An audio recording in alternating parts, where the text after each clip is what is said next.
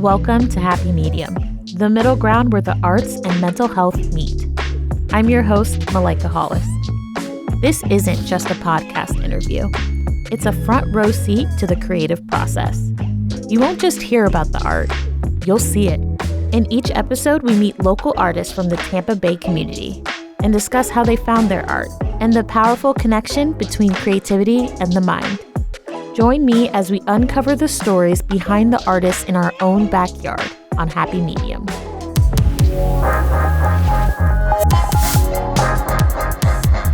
Resin art is a modern art form that uses liquid epoxy resin mixed with pigments, dyes, or additives to create glossy, vibrant, and multi-dimensional designs.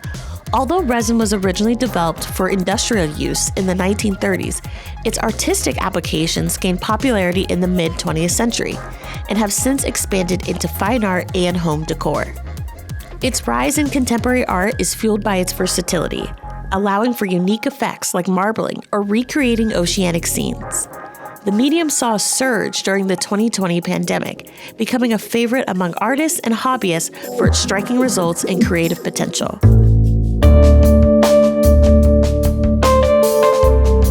Meet Ricky Singh, an artist who discovered his passion for art later in life. During the COVID pandemic, he stumbled upon resin art and made the bold decision to pursue it full-time. Leaving behind his career as a businessman, Ricky relocated from New Jersey to St. Petersburg, Florida, to embark on this artistic journey.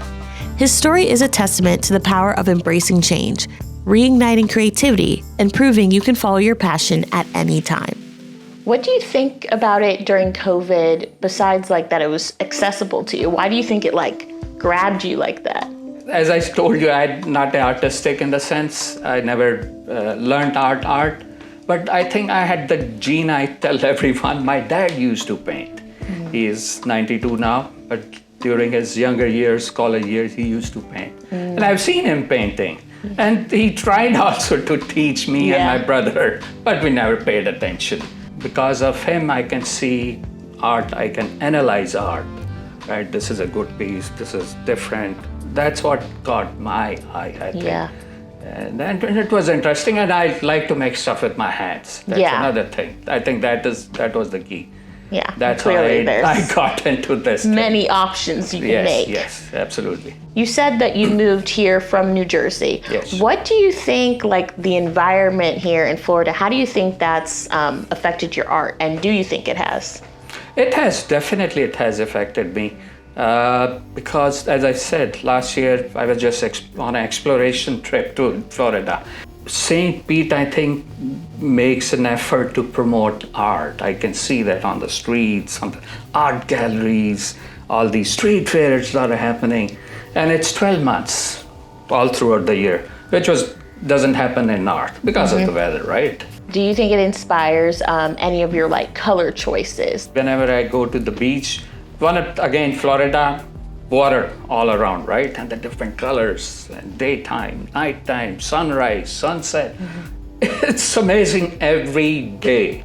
I go biking in the evenings. Once I'm done here, I go to the bay, and the cloud colors are amazing. It's like a painting. I take pictures and all that. That inspires me. Resin epoxy, from the little understanding I have, requires a lot of layering, I think. Can you just tell us about the process from start to end when you're creating a piece? How does that work? Oh, yes. Sometimes you can do it. It depends what you are making. It can be, in layers also. Either if it's a very thin piece, it can be done in one go. Say, if you see this piece, this is also resin. This is resin on aluminum. So this is just 2 layers. I put it first green, let it settle down. After 12 hours, I poured another color on top of it. Yeah. Like these pieces behind you, you see? Yes, these were done in layers. Oh, That's how you get this effect. Yeah, that the looks flowers, more the bloom. 3D-ish. Yes.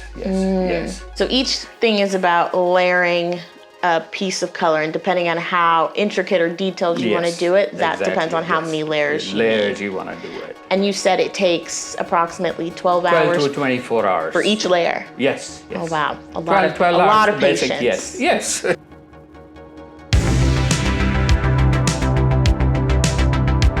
As you look around Ricky's studio, you can see all the numerous pieces he has created in just the first year of being a full-time artist. I wondered what are some of the lessons he has learned so far when it comes to getting his art into the community. Yes, as you can see, most of my pieces are all like 12 by 12, 14 by 14, or 16 by 16. On my mind, I think now let me jump to the bigger, start making bigger art pieces. That's what get people a little bit more excited, I would say. How has art helped you mentally navigate all of the life changes you've kind of had over the last, year? Moving to a new state, starting a whole new business job. How do you feel that your art has helped you manage that? Oh yes, art has, I think, played a very big part in my mental health, my stability.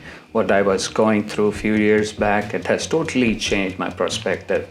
And creativity, I think for everyone, it helps you mentally and physically. You feel you are in a different zone. You travel to a different zone once you start. For me, when I start making something, it might take me just half an hour to finish it, or maybe 6 hours. I'm just sitting there, but I am in that zone. My mentality, my mental health, you can say, it's totally changed. And when I see the results, that's what I'm looking for, or something unexpectedly happens, it really makes me happy. What would be your advice to new artists who want to start something, especially artists who are starting, later in adulthood? Because as soon as you're not 25 anymore, they're throwing you out. Way past that. Yeah. Don't be hesitant and nowadays with social media, technology, internet, you think something and you Google it, it's there. Someone else is already doing it, and maybe in a different way, but you can learn. That's how I learn. I'm a self-taught. I tell people I'm a graduate of YouTube University. That's where I learn art. Even now, I go back to YouTube or on the net. Yes, how can I do this? Maybe I can do this a little bit different, much easier way. And yes, but don't be shy. If you're thinking of doing it, jump right in. Yes, mistakes will be made. Absolutely, you will make mistakes like me. Many mistakes, many mistakes. But eventually, yes, you get there. You find your path and you follow that path and stick to it. Don't give up. That's another thing. People I've seen who come to my studios and they said, we started doing with art, resin, it looks very interesting, but couldn't get through it because no patience. They want instant results because it takes 12 to 24 hours to see the results. So I think that's what it is, patience and be consistent. Yeah. Don't give up. That's what.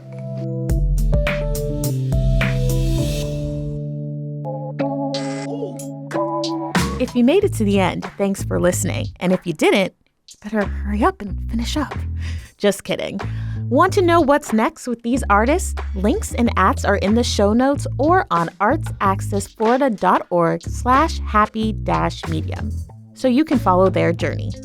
Thank you to our sponsor, Community Foundation Tampa Bay, building a vibrant, prosperous community through transformative vision, leadership, and philanthropy at cftampabay.org.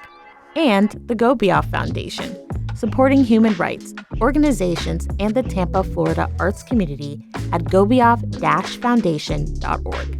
And last but not least, thank you to the Happy Medium team at Arts Access Florida and the Florida Department of State, Division of Arts and Culture for making this podcast possible. Copyright WUSF.